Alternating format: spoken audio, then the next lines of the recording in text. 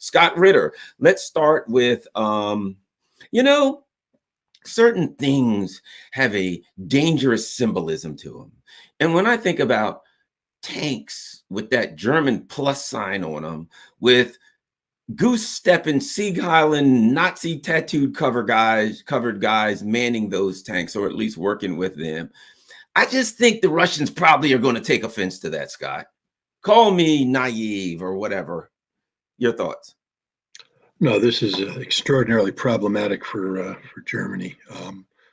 In the debate that took place in Parliament, and what we're talking about is decision by the German government to greenlight not only the direct transfer of German Leopard 2 main battle tanks to Ukraine, but also Germany allowing nations that have procured Leopard 2s from Germany to transfer them to Ukraine. So this is a major escalation in terms of the quality and quantity of support being provided by NATO to Ukraine. Prior to this, I mean, let's be frank, NATO has facilitated the transfer of hundreds of main battle tanks, but these were primarily refurbished T-72 tanks that were part of the former Warsaw Pact nations that are now members of NATO, or other nations that have sold their tanks, or in the case of Morocco,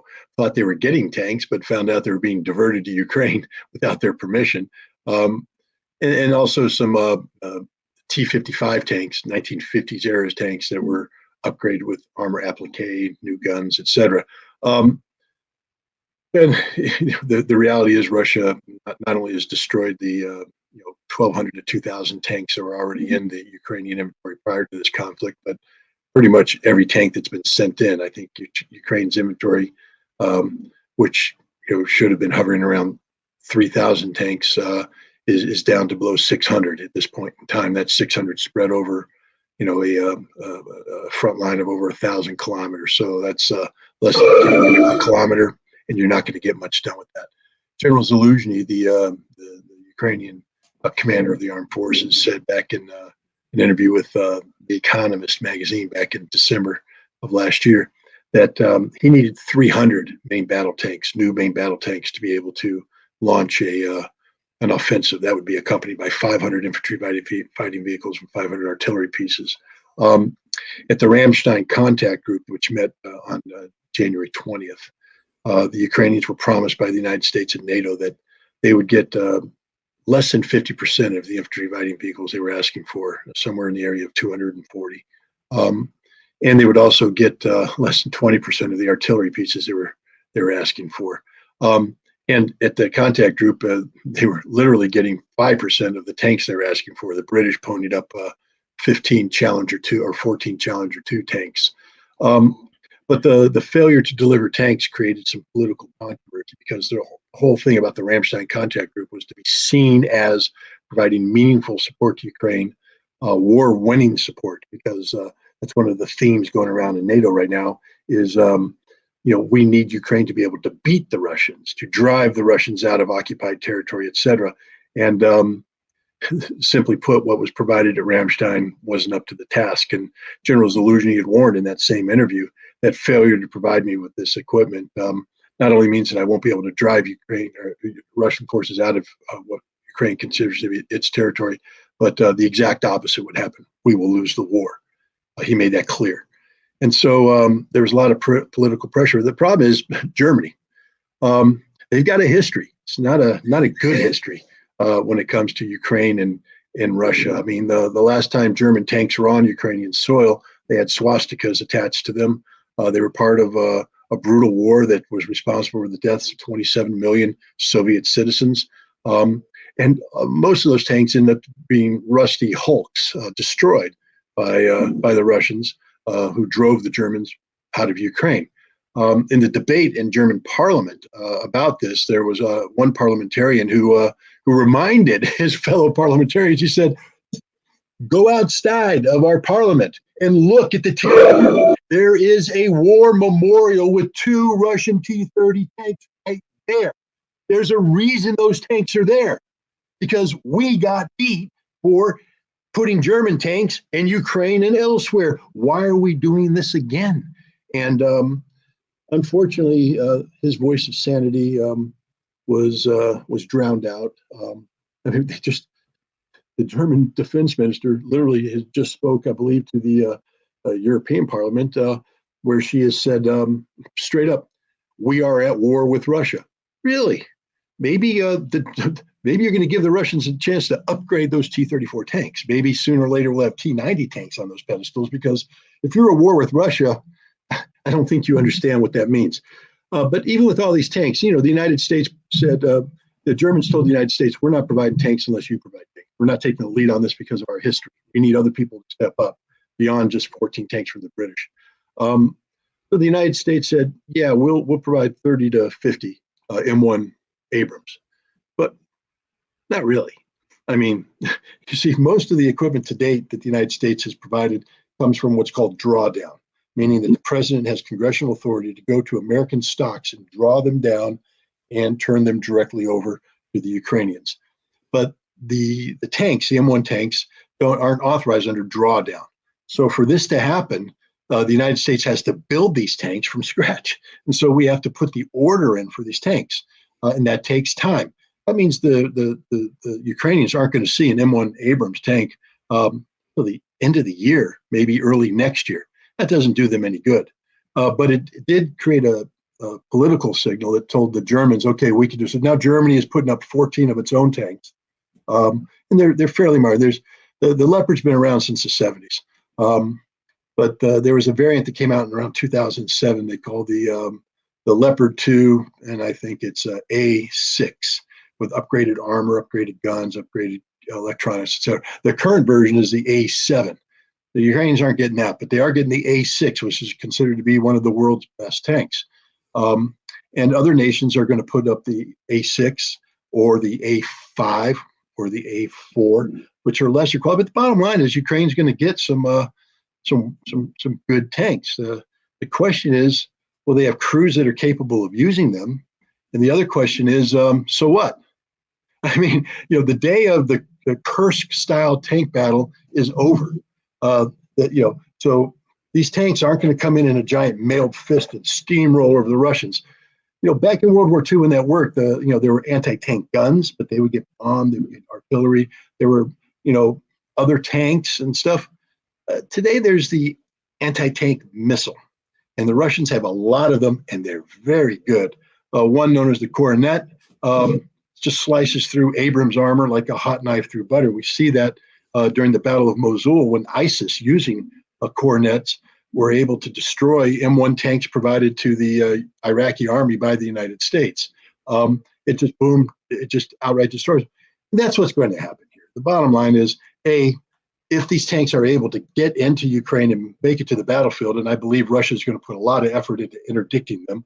I mean, they're big, so they sort of have to travel on rails or roads with big, heavy equipment tractors that are going to be identifiable and interdictable. These aren't javelins can be put in the back of the trunk of a civilian car. This is main big stuff. So even if they make it to the front line, the Russians are going to be looking at them. There's going to be drones out there. There's suicide drones that will take these tanks out. The Russians are very effective right now deploying their, I think it's their Excalibur round or their equivalent thereof. That very precision artillery strikes are going to take these things out. And then if they close in on the battlefield, let's never forget the Russians have pretty good tanks too. I mean, some of the masters of tank warfare are, the Russians. And they have T-90s out there. There's talk that the T-14 Armada, the world's best tank, is making an appearance on the battlefield. But even the upgun T-72 M3s and the T-80s are all capable of destroying any of these tanks, not to mention the Russian infantry, which has all the anti-tank weapons it ever will need. This doesn't do anything except create more death and destruction.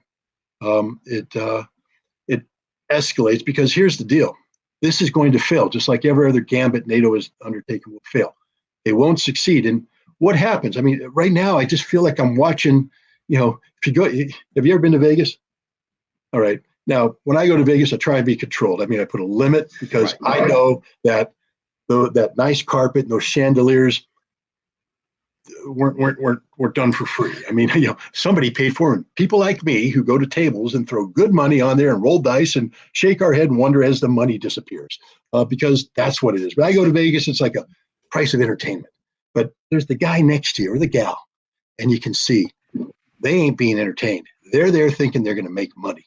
And you just watch them put everything down there, and they lose and they're getting angry. And then they go to the ATM and they get more money. And then they go to the teller and they're signing off their mortgage and they get more money. It's basically doubling down on stupid.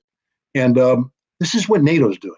They've come to the giant crap table that is Ukraine, and they're playing against the house, which is Russia. The house is going to win every single time. Russia is going to win this war. There's just nothing that can be done to change this or alter this. The question is just how much do you want to put on the table before you recognize Russia has won? And I'm afraid that NATO now is in a very awkward position, because it used to be no main battle tanks. I mean, before that it was no heavy artillery. Before that it was no this. I mean, they've broken every red line, and the next red line is, of course, going to be fighter aircraft. The Zelensky's already saying, I need F-16s. I need F-16s. No, he doesn't. He's lost. He's done. He's finished. It's over. I think we're going to talk about the political collapse of what's going on inside Ukraine. It's over. Game, set, match, Russia. You're just extending the suffering and guaranteeing that tens of thousands, and by the time this is done, hundreds of thousands of Ukrainian soldiers who are alive today won't be alive. And NATO is going to be humiliated. And, one of the things that you learn throughout history is that humiliated nations tend to do extreme things to recover from their humiliation. I mean, wow, let's look at history. NATO gets humiliated in Afghanistan.